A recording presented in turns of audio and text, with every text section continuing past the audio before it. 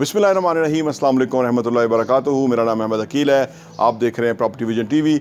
बहुत ही ज़बरदस्त न्यूज़ है आज के मुल्क जिस सूरत हाल में चला गया था, अल्हम्दुलिल्लाह इमरान खान साहब ने बड़ी हिकमत अमली का मुज़ाहरा करते हुए उस सूरत हाल से मुल्क को निकाल लिया है और अब बहुत ही ज़बरदस्त पॉजिटिव जो है वो सामने नज़र आ रहा है। अवाम के पास लोग जाएंगे, जो भी अवाम फैसला करेगी उसके तहत ही आगे मुल्क चलेगा। जो अमेरिकन जिस तरह से चला रहे थे और चंद लोगों को ख़रीद के जिस तरह से वो मुल्क को उन्होंने अंडर एस्टिमेट कर लिया था, ये बहुत ही ज़बरदस्त हुआ पाकिस्तान की तारीख़ के हवाले से कि इस वक्त कौम जाग गई है। वो जो उन्होंने अंडर एस्टिमेट किया था, कौम ने इस लीडर के नीचे बहुत ही पॉजिटिव जो है ना वो रिएक्शन दिया है। यानी ये जो हमने शायद अगले 30 सालों में सफ़र करना था, वो हमने एक ही इस झटके में सफ़र कर लिया है कि लोग रियलाइज़ कर गए हैं कि हम एक खुददार कौम है, हम कोई बेकारी नहीं है। जैसे लीडर ऑफ द अपोजिशन कह रहे थे ना कि हम बेकारी कौम है, नहीं, हम बेकारी नहीं, हम खुददार कौम है। आप यकीन कीजिए कि जब ये सोच पैदा हो जाए ना इंसान के अंदर, तो इंसान बनता ही तब है। किसी भी सूरत हाल के अंदर आप देख लें, अगर जो खुददार होगा उस इंसान की इज़्ज़त होगी माशरे में, उसकी अपनी नज़र में इज़्ज़त होगी। और जो बेकारी होंगे, जो भीख मांगने वाले होंगे, वो लूले लंगड़े होंगे, अपनी नज़र नीची करके बात करेंगे। तो ये बहुत ही ज़बरदस्त चीज़ हुई है। इससे पाकिस्तान की तरक्की में कैसे इजाफा होगा मैं आपको बताता हूँ। देखिए, पाकिस्तान ये जो पिछले 3-4 साल में जो हुकूमत चली ना, 3.5 साल, इन्होंने बहुत अच्छे अच्छे ख्वाब दिखाए हैं। इमरान खान साहब ने अच्छे इंडिकेटर्स भी अच्छे हुए, लेकिन ज़्यादा अच्छे इन्होंने ख्वाब दिखाए हैं कि हम एक खुददार कौम हैं, हम हर एक के साथ दोस्ती चाहते हैं, हम किसी से जंग नहीं चाहते, हम दुनिया के लिए बहुत ही एक्सेप्टेबल हो जाते हैं। अगर हम हर एक से दोस्ती चाहते हैं तो हम एक कैंप में से निकल के हम हर एक के साथ दोस्ती करना चाहते हैं। और यही चीज़ जो है हमारा कद काठ बढ़ाती है। आने वाले टाइम में दुनिया हमसे पूछती है, दुनिया हमें इम्पोर्टेंस देती है, दुनिया हमें वैल्यू करती है। भीख मंगों को कोई वैल्यू तो नहीं ना करता, मांगने वाले की क्या इज़्ज़त होती है। लिहाजा जब हम खुद अपने पैरों पे खड़े होते हैं तो उससे हमारी इज़्ज़त में इजाफा होता है।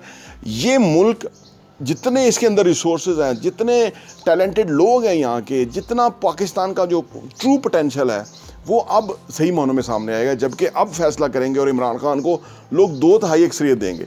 ये मानने की बात है कि कोई और लीडर नहीं है। क्या आप जरदारी या बिलावल को लीडर समझते हैं? बिलावल तो आप सोचिए कि बिलावल का तो विजन ही नहीं है बेचारे का। पीछे वो बाबे बैठे हुए हैं, उनके अपने पैसे बनते हैं तो वो पीछे बैठे हुए हैं। अब आप आइए कि शहबाज शरीफ ठीक है, वो सड़कें बनाने, पुल बनाने के लिए सही है, लेकिन वो देखिए ना, एक ही प्रेस कॉन्फ्रेंस की वो कह दिया हम बेकारी हैं, beggars can not be choosers. देखिए, ये यहाँ नहीं करना था। यहाँ कौम का मोरल आप जो है ना डाउन करने लगे थे। आपको अंदाज़ा नहीं कि यहाँ ये बात कहनी ही नहीं होती है आपको। आप अपने कहीं बैठ के तो कह सकते हैं कि हमारे पास वसाइल नहीं है, ये कुछ नहीं, लेकिन ये बात करके आप लोगों को डीमोरलाइज करते हैं। लीडर्स लोगों को डीमोरलाइज नहीं करता, लीडर लोगों को अपलिफ्ट करता है, लोगों को एम्पावर करता है, लोगों को उनकी ट्रू पोटेंशियल जो है वो दिखाता है।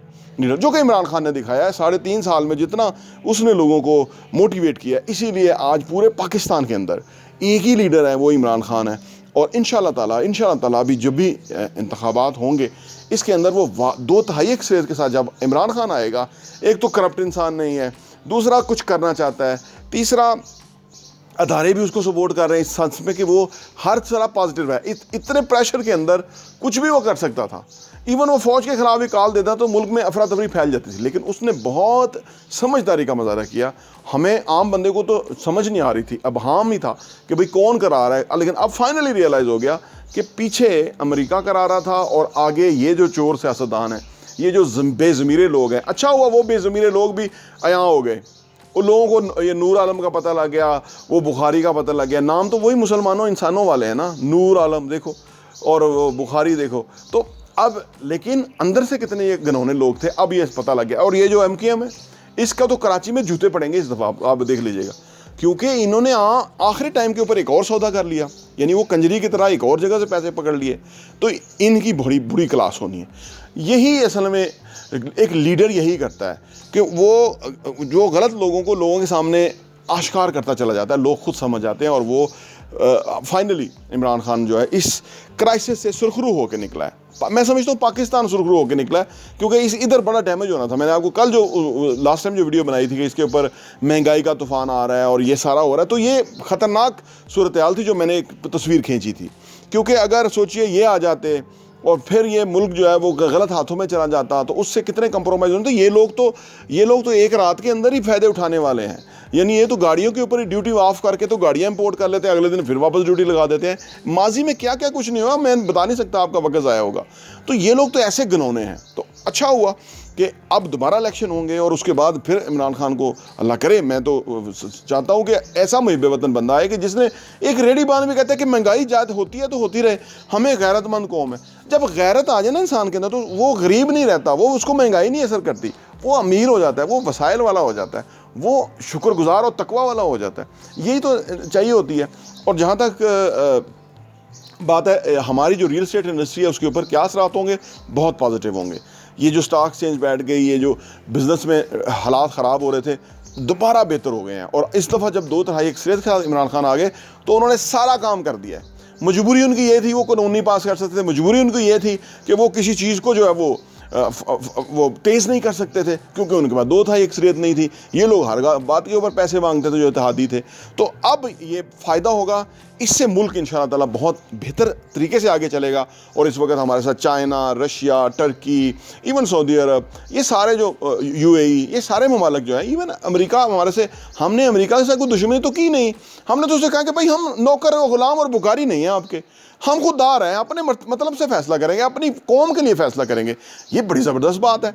देखिए ना, एक ही जुमले से हम जो है वो उस प्रेशर से निकल जाते हैं और हम आज़ाद हो जाते हैं। और आज़ाद जो इंसान है उसकी बड़ी एक इज़्ज़त और तकरीम हुआ करती है और इस तरह मुल्कों की इज़्ज़त और तकरीम होती है।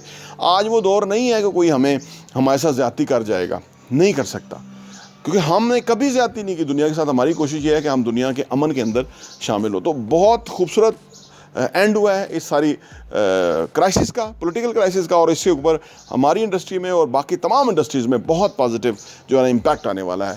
और हाँ, यहाँ मैं आपको ये भी बताता चलूँ, प्रॉपर्टी विजन का जो हमारा एडिशन है वो साल के 12 एडिशन आपको सिर्फ 1000 रुपये के ऊपर मिल सकते हैं। आप अगर आप चाहते हैं कि आपके पास ये सॉफ्ट कॉपी में आ जाए और आप उसको अपनी ईज़ में पढ़ सकें और मुख्तलिफ़ चीज़ों को गौर कर सकें, हमें आप व्हाट्सएप कीजिए ताकि हम आपको वो भेज सकें, ताकि आप वो कंटेंट पढ़ें, वो मवाद पढ़ेंगे। जिस तरह आप अच्छा कंटेंट पढ़ेंगे कि कैसे पैसा कमाना है, कैसे पैसे को मल्टीप्लाई करना है, कैसे पैसे की टेक केयर करनी है, कैसे पैसे को जो है ना वो सही जगह पे डायरेक्शन पे लगाना है, कैसे एसेट्स बनाने हैं, असासों से किस तरह कमाना है और वो कमाने के बाद उन पैसों को किस तरह से इन्वेस्ट करना है, इस तरह की बहुत ही ज़बरदस्त इन्फॉर्मेशन जो है वो रियल एस्टेट के हवाले से हम प्रॉपर्टी विजन के मैगज़ीन के अंदर पब्लिश करते हैं और वो हम आपको इंशाल्लाह भेजेंगे।